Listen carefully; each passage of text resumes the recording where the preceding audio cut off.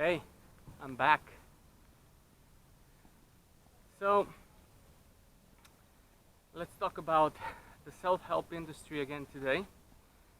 Maybe in my previous videos I wasn't clear enough. So, let me state this categorically. The self-help industry and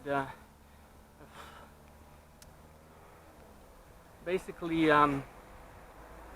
the self-improvement industry, to a certain extent, but mostly the self-help industry is just a crock of shit, okay? Big crock of shit. The more you're into it, the more they will confuse you. You're just fine the way you are.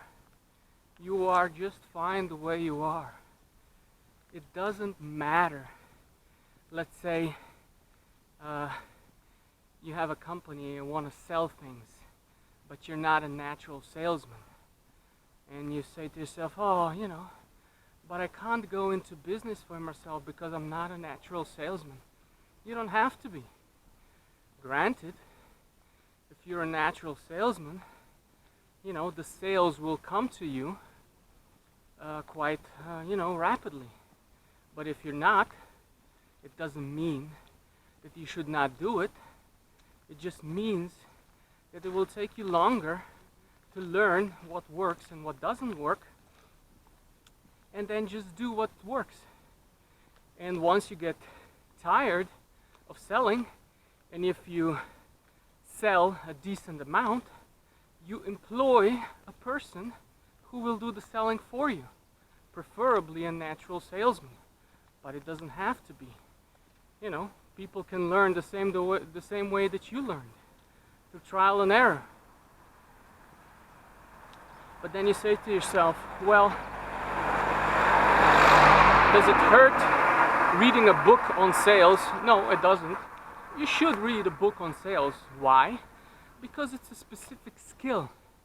It's a specific skill, and maybe the book will tell you what worked for them and what didn't, and you will take certain nuggets away from that.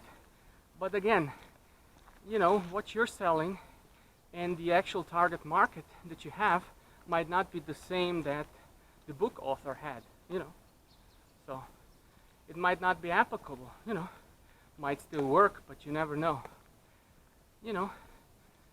Learning things that are specific to a problem that you encounter is completely and utterly valid. The problem I have with the self-help industry is, the motivational part, the part that tells you how to change yourself to be somebody that you're not, or genetically not. Most of your behavior is quite ingrained. If it wasn't genetic, it was ingrained by decades of you doing the same thing. The self-help industry is, in my opinion, the general one that,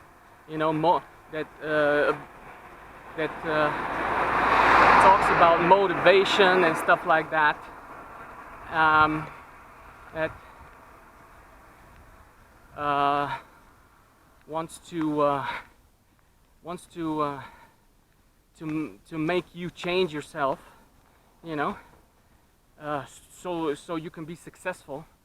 Oh, you have to model this person so you are successful. That is a total crock of shit. Modeling somebody doesn't make you successful. Changing yourself, which is never gonna last, into somebody else doesn't make you successful. You know what makes you successful?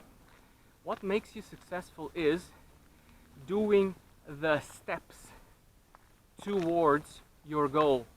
Doing the steps. Actually doing it. Actually doing, taking, as they say, taking action. Actually doing the steps. Okay. First, as I said many times before, first you have to decide what you want. And a lot of people decide what they want just, through thin air. I used to do it that way, but as I gotten older and more experienced, I've learned that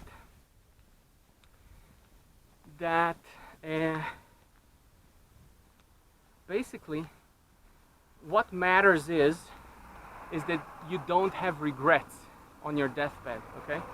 That's very important to me, not having regrets on your deathbed. And to prevent regrets when you're dying, because most people regret not doing things, they don't regret doing things, you know, they regret not doing things. So my question that I formed for myself is, if you were on your deathbed right now, what would you regret not doing, and what would you regret not achieving? And after you ask yourself this, you will find out what's really important to you in your life. You know, you might want to be rich, but if it doesn't conform to the, you know, deathbed stuff, then, you know, you might not, getting rich might not be important to you. I don't know, you know.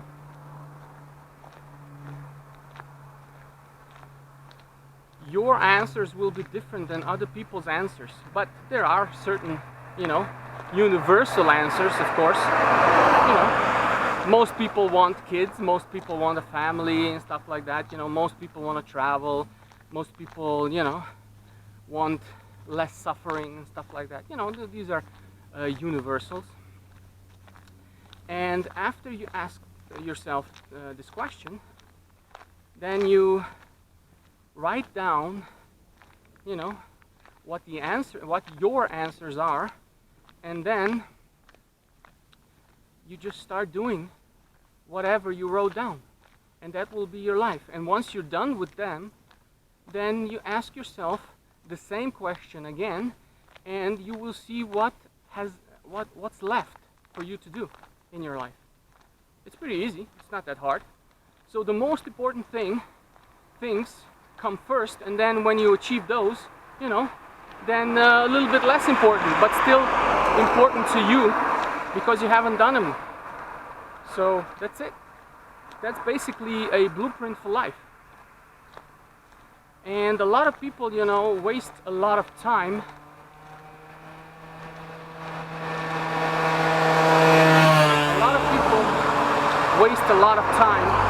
with things that are really not that important to them.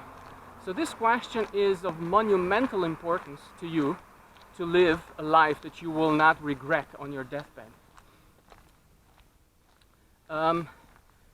As it comes to self-help, they won't tell you this. I mean, I don't know, I haven't read all the books on self-help. You know, when I was younger I read a lot of stuff, but it never really helped me. Until, you know, I started actually doing the steps to get me to my goals. You know, I wanted to emigrate, and I was focused on that. The world didn't exist for me, you know, outside of that. You know, when you focus on one thing exclusively, there's nothing you will think about than this thing. Your life will cease to have any meaning without achieving that, and that's a good indication that you really want that. So I achieved that, you know, relatively quickly in a few years, you know.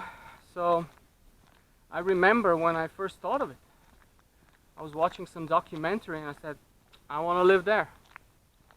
And that's it. That was it. You know, just boom. So, yeah, I mean, look, self-help, as it comes to general things, like I said, motivation, you know, changing yourself, modeling and all this crap. Be yourself, but do the steps. This is the most important sentence in this video. Be yourself, but do the steps. And when you do the steps, you will see what works and what doesn't work, and you do more of what works, and you discard what doesn't work. And this process will eventually change yourself. You will change yourself through this process a little bit. You will become more efficient and you will become more experienced. You know, you will inevitably change yourself through the process. But these people want to change you before you even begin the process.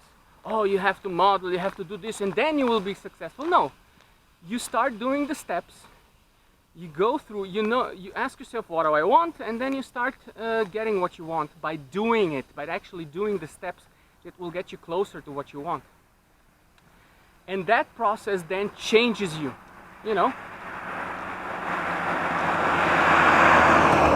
Changes you into a little bit more of a person that you need to be to have whatever you want, whatever you decide that you want. So most of self-help is just mental masturbation, in my opinion. It's not really useful unless it's a book that specifically tells you how to do certain things. When you come to a problem and you can't solve that problem that you have through thinking in your own mind, if you can't solve the problem in your own mind, then you start looking outside of yourself for solutions. I mean, everybody does that. This is not rocket science. So, everybody does that, naturally. So you look for solutions outside of yourself, and you start, you know, looking for books, you start looking for courses, you start looking for whatever to solve that specific problem. You know, if you are building an app or doing whatever on the internet, you will probably have to know how to program a little bit, you know, whatever language you think is appropriate to solve your problem, to solve your issue, to get the app going. And so, you know, if you want to build an app, like I said, you're probably gonna have to learn. Another dog barking like crazy.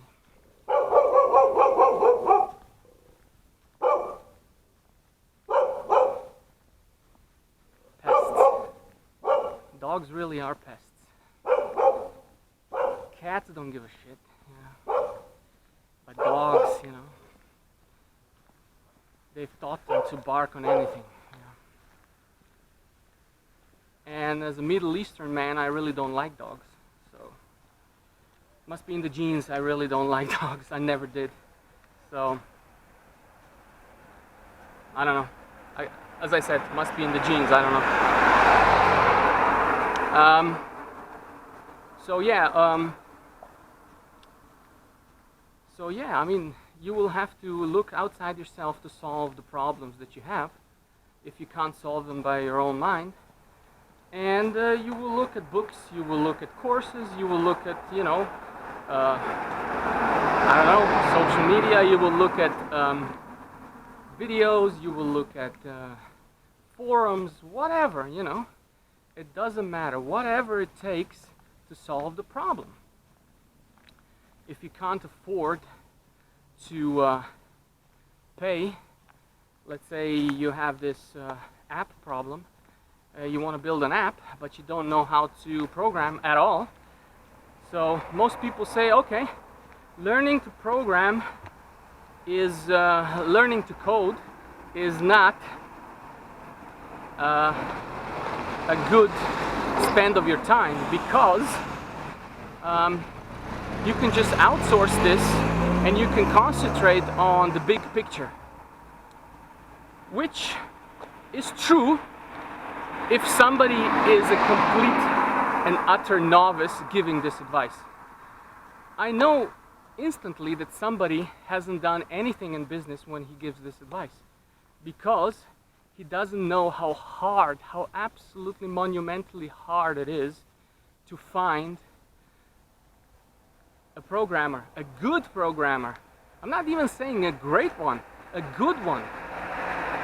You know, people that have never done anything in their life when it comes to getting an app out or whatever, you know, when it comes to internet, they have never done anything, but they give other idiots advice what to do. Oh, just go to this Upwork and whatever, this and that site, you know. Look, I've used these sites myself in the past. You know, they were more hassle than they were worth. I could have done the app for free in less time if I learned myself programming than the guys that I paid to do it did it. Because on these sites you get pretty much the lowest of the low, you know. You don't get very good programmers, you know, you get newbies pretty much, you know. And what they do is they want to learn programming at the same time that somebody would be paying them for this. Basically, they want somebody to pay them to learn programming, which, you know, is a legitimate hustle. But, you know, it's completely and utterly unfair to people that think that they will get anyone good for the money that they spend. The only, and this is not guaranteed, of course, the only good, you know, programmers on those sites are the ones that are charging exorbitant prices, like, I mean, just completely ridiculous prices, you know, 50, 60,000 for a site, 100,000 for a site. Just those ones, you know, are busy, and they can have these prices because more people want their services that they can give them away, you know. More people want the service that there's a disparity in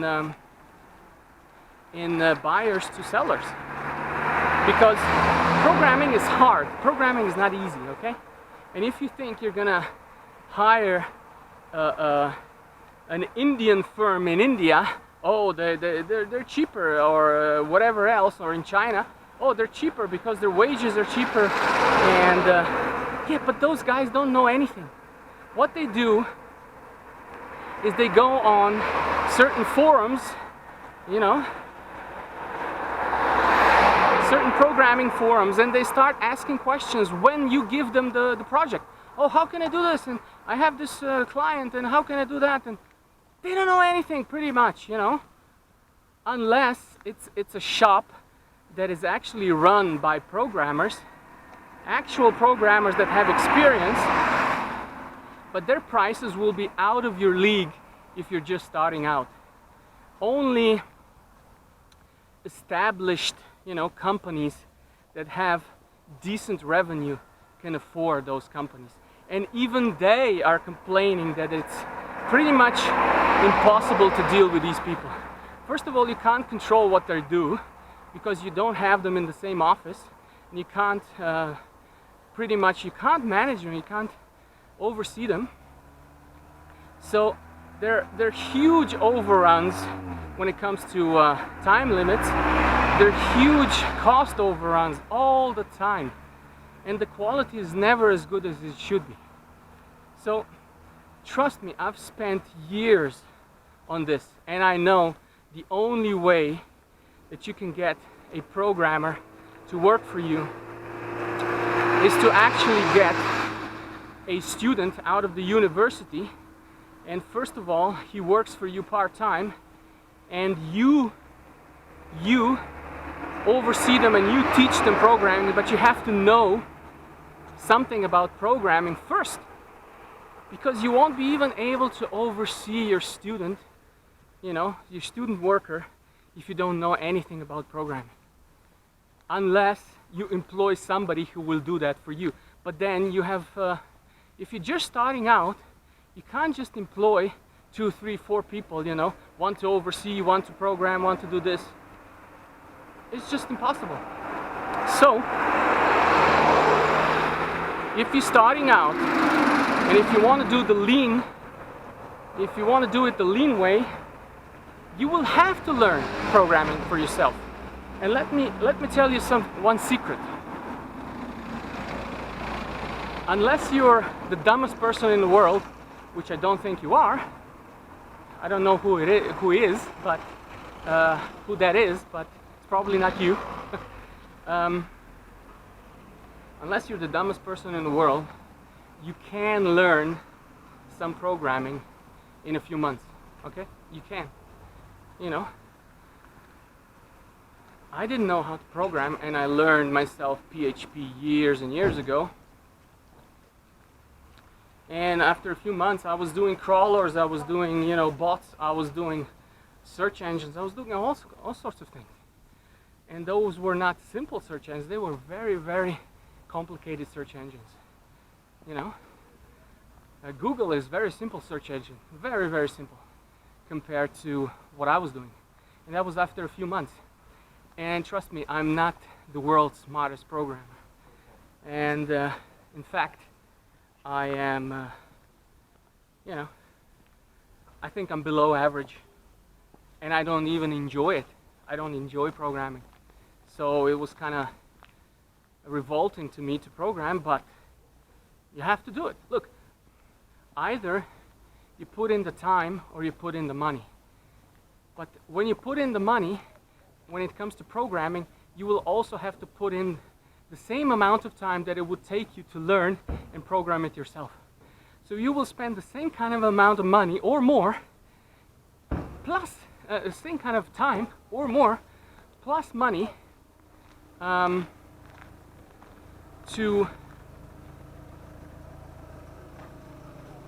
What is this guy doing? What is this guy doing? So, you will spend the same amount of time or more, plus you will spend money. If you were doing the programming on your own, you would only spend the time, but not the money. I'm serious. It's that bad. It's very, very hard to get a good programmer. Very hard to attract a good programmer. People say, oh, but you should look for a technical co-founder. Yet the ones that are good don't want to have anything to do with you. Nothing. Okay? The ones that are good can earn at least a six-figure paycheck. At least. You know, in any organization. Anywhere. Why would they work for you for free in the hopes of some payday down the line? If you were Peter Thiel, Elon Musk, or whoever like that, yeah, they will jump on the opportunity because these people have a track record of actually doing something before, you know, you've heard of them. You know, there's a good chance, because they have connections and they have a track record, there's a good chance whatever they start will probably make it, will probably be successful or at least semi-successful. There's a good chance. You know, they will get press, people will write about it, and that's it. You know, it's a big piece of the puzzle for success. You know, just being promoted. And you're nobody. You haven't done anything. You know, your track record is pretty much zero. How are you going to attract a good technical co-founder? You won't. You will not. You will attract somebody who says that they're good, but they won't be able to do anything. And you will just give them 50% of your profits, but you know, they won't do anything. And if you include vesting, you know, so they have to be with the company for X amount of years, and they have to perform this way and that way, then, you know, the scammer will not want to, you know, take that offer. So you will never get anybody good. You will only get somebody who's lying to you, or a scammer, or somebody, if you give them 50% straight up without vesting, they will just, they will just stop working as soon as they can, and they will just require 50% of the profit, which you don't want. You don't want a silent partner who's a 50% owner. Are you crazy? So, if you're just starting out and you don't have the funds, you better, even if you have the funds, you might, you don't have a track record. It's very hard to get somebody good. I'm not saying it's impossible, I'm just saying it's hard. It's unlikely that you will get somebody good. You might get somebody who says that they're good, or maybe scams you that they're good, but they might not be good. So, if you're just starting out, just learn programming. If you're in that niche, if you're doing apps and websites and stuff like that, just learn programming, man. Because otherwise you're gonna be fucked. You're gonna lose a lot of time and you're gonna lose a lot of money. It's better just to lose some time than some money as well. So that's it. Self-help, as I said, self-help is a bunch of bullshit when it comes to overall, when it comes to overall changing yourself and all that stuff. Books that solve or purport to solve specific problems that you encounter, and information that solves your specific problem, that's good. You should seek those out. But don't read these generalist books on how to do this and how to do that, how to change yourself, how to be a better person, how to be more talkative, how to be blah blah. Fuck it. Who cares? Just be whatever you are at the moment, and just go through the steps. As I said it before, these steps and this process will change you into a more efficient and a little bit of a different person. More efficient, more experienced. So that's it. I think hopefully this was helpful to you. And see you next time. Cheers.